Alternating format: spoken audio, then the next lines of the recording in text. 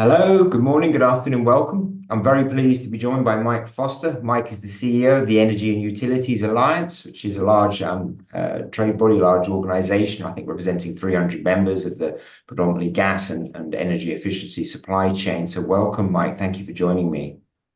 Pleasure. Good to speak to you. So you are one of our speakers at the upcoming World Hydrogen UK event, obviously a UK trade body, and we've had a lot, I guess, of noise around hydrogen. We've seen the beginnings now of sort of legislation coming to the fore. What's your general take been about over the last few years in terms of getting to where we are, and how do you evaluate the current status of the UK on its path to decarbonisation, and how it's setting hydrogen within that landscape? I think for a number of sectors, hydrogen is absolutely key because there is no alternative to natural gas. And if we are to achieve our net zero ambitions, then the only way to fulfill them and keep things like energy intensive industries in within the UK is to convert part of the gas transmission system to hydrogen. So that will deliver benefits to keep industry here in the UK. It also helps to deliver a net zero power generation within the UK. So that's a benefit there.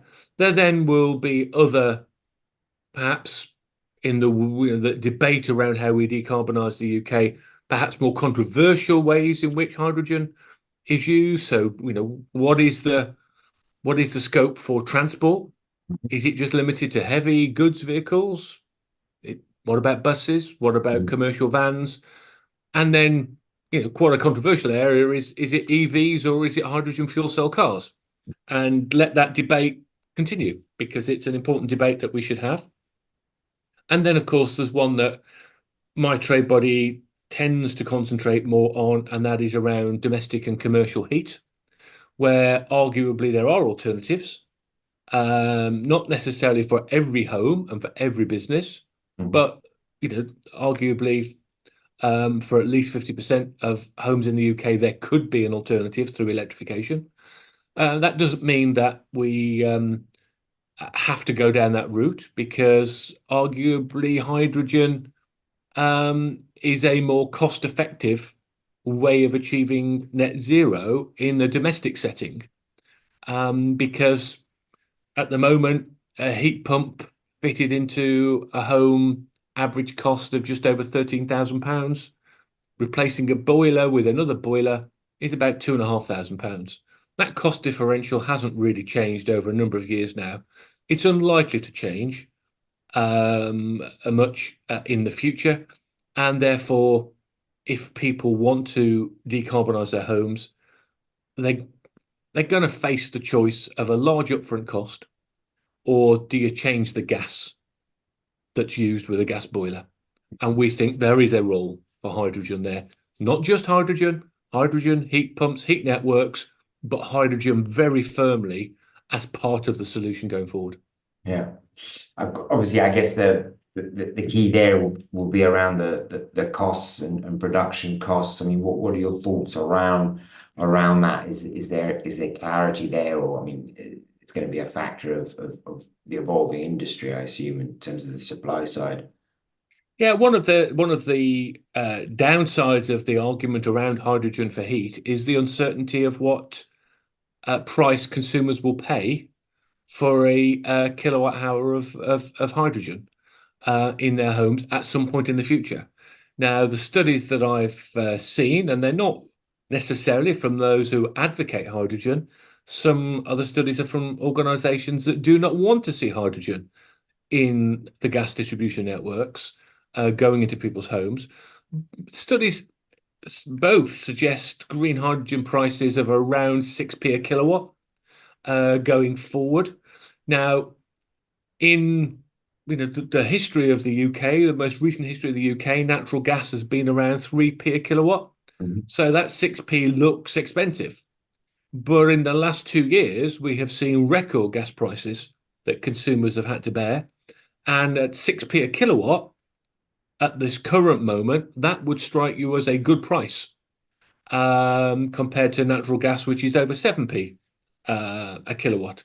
So it looks like the choice for consumers could be framed as pay a large amount of capital up front for a heat pump and try and benefit from lower running costs if we can get electricity prices down, or don't pay anything up front and pay slightly more on a hydrogen bill on your monthly direct debit. That might well be where the debate gets framed. Yeah. And I suspect, given the choice, the public will go with that latter option. Mhm. And in terms of the supply side, obviously England is obviously famously looking at more gas in it from the North Sea, which clearly can be converted via CCS into low carbon hydrogen, and equally be supplied from the offshore wind sector, which is set to grow massively. What are your thoughts around that sort of mix of production assets that can supply the hydrogen to the UK? I think the UK is, I think, uniquely positioned to take advantage of hydrogen um, as the basis for its energy economy. I mean, firstly, you're quite right in saying we've got North Sea gas reserves, which could remain in the ground, but equally could be used, converted to hydrogen, um, providing that the carbon element is captured. And then there's a nice symmetry in that that carbon can then be captured into those old disused gas reserves that we've already exploited. So there's a nice symmetry there about the blue hydrogen content, but yes, it's all about carbon capture.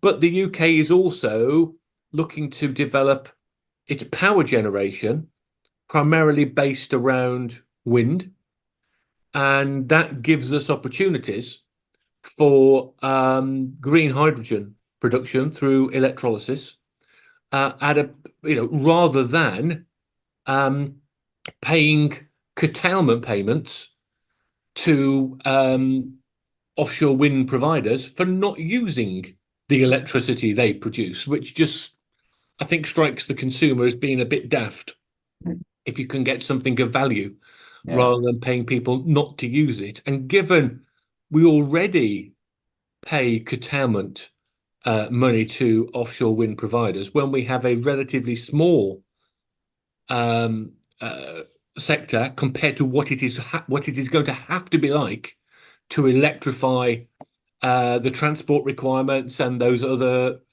heating requirements that we have visions for in the future. So if you are growing your offshore wind by 4 times, well, I don't want to pay 4 times more curtailment charges. Thank you very much. Mm. I'd rather it be used in creating something useful, and green hydrogen is without doubt an incredibly useful thing to deliver. Yeah. Yeah, and there was I think the Royal Society paper, which sort of depicted the need for a strategic hydrogen reserve, or to store, large quantities of hydrogen in the sort of salt caverns, around Cheshire and I think other sites, to really help balance the grid when it's going to be sort of predominantly offshore wind coming in, and that role is also going to be quite important. Yeah, absolutely. I mean, we have, the Rough gas storage facility um, already, which can Mhm. be converted to hydrogen. There's nothing technically that would stop that. And as you say, there are um, other salt caverns or former gas fields that could also be used to store Mm. hydrogen going forward on the basis that it captures that a valuable asset going forward. And the prize for the UK of doing that is that it manages in a whole system, a whole energy system basis. It manages our cost because there will be nothing worse than having to create a electricity generation capacity to meet the 1 in 20-year peak Yeah. that is then not used for those 19 out of 20 years. Yeah. Yeah. But you have to have that peak capacity to Mm. meet the demands of the public. Otherwise, they go cold and the lights go out. Yeah. So Yeah. you've got to have that peak capacity. So if you can minimize the amount of peak Yeah. generation that is out there sitting idle, then that's a good use of resources for the UK as a whole. Yeah, I mean, it's more of an optimal clean energy system.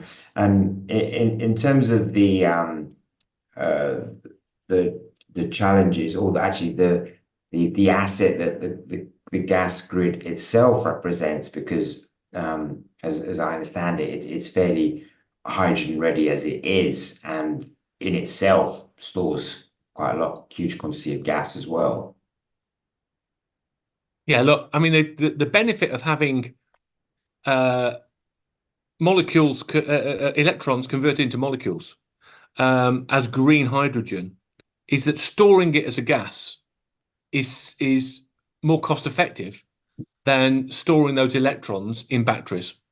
Yeah, And so through line packing, through the pressurization of the grid, you can store huge quantities of energy and release them for when they're required. It's what we do now with yeah, natural gas. So it's no yeah, different in principle to what we do now. And the other benefit that we have here in the UK, again, totally fortuitous, is that for the last 20 odd years, we have been replacing our old gas mains with up-to-date modern yellow plastic pipe.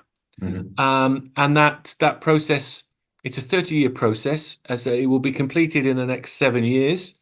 Um, and that will deliver a gas network that is capable of safely distributing hydrogen into people's homes. And it would be simply perverse for the bill payer to have paid over a 30-year period for the replacement of the gas network, for it then to be decommissioned, as some bright sparks have suggested. mhm, And that will be a most perverse decision, and consumers, I think, quite rightly, would be angry mhm. that that was being done and that they were paying for that. Yeah. And in terms of the where are we now, and I guess the general sort of regulatory environment, and starting to get things moving. I know there've been some delays. What are your thoughts around some of the sort of trials for applications, and where do you see hydrogen happening in the next sort of 12 months or 18 months in the UK, and what do you think needs to be sort of speeded up? I think if we were being honest, in the UK, we have gone from a country that was a world leader in its thinking around hydrogen could be delivered to more of an also ran. When the Energy 10-point plan was announced, way back when Boris Johnson was Prime Minister, it was very ambitious around hydrogen. They advocated what was seen at the time as a bit of a no-brainer in um, looking to see hydrogen blended into the gas network of a blend of up to 20%, which would deliver sizable carbon reductions without the consumer having to do anything whatsoever to their appliances. Mhm. We've only just seen that regulation come through. So we've wasted several years on that. Hydrogen-ready boilers, again touted in that 10-point plan. We could have been, starting to populate people's homes with these products that, with no change to the price of a boiler, would be ready to be converted from natural gas to hydrogen in situ. So we started to populate a country ready in case the gas networks were going to be switched to 100% hydrogen. We waited years for the consultation to appear. It appeared. We're still waiting for the response to the consultation. So without doubt, that is going to be delayed by several years. And that's just, that's a pity because, other countries are moving ahead faster now than the UK. And then on the hydrogen village trials, again, part of that Boris Johnson 10-point plan that was so ambitious at the time, we saw the hydrogen village trials proposals come forward, and the government pulled the plug on both. In hindsight, having a village trial of 2,000 homes was perhaps overly ambitious, particularly when you look at the Netherlands, when their hydrogen village trial is at 12 homes. And I've seen, the videos, interviews of the residents of that village, where they're perfectly happy with their hydrogen boiler churning away, giving them their heat and hot water. And that trial was touted for the first time after we had mentioned doing ours, and it's been delivered, and ours has come to nothing. Yeah, So I think there are lessons there for government about things like trials and pilots going forward. But in terms of where I think the future might be, in the very near future, I would like to see us starting to get that hydrogen blend into place so that we can start to allay some of the concerns about hydrogen. So yeah, look, it's here, it happens, it decarbonizes, and by the way, nothing changes for you as a consumer. And that's got to be a good message. definitely. Yeah, understood. Well, it's going to be fascinating to hear your thoughts. Fascinating market to see start to taking off and to see where it's going to start to grow. So we look forward to you taking part in the World Hydrogen UK event, which, as I mentioned before, is I think 9th to 10th April in London. So thanks a lot, Mike, for taking the time out of your day to share your thoughts with us. Pleasure, and looking forward to seeing you all in April. Cheers. Take care now. Bye-bye. Bye. Bye.